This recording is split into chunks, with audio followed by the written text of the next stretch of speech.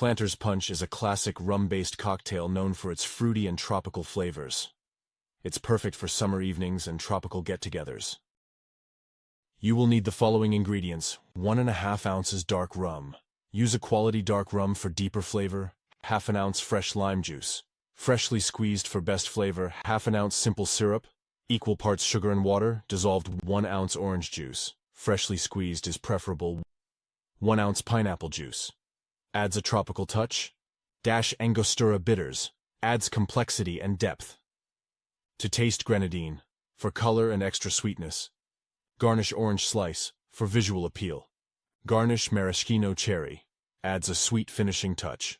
For equipment you will need cocktail shaker, jigger or measuring tool, strainer, tall glass, stirring spoon.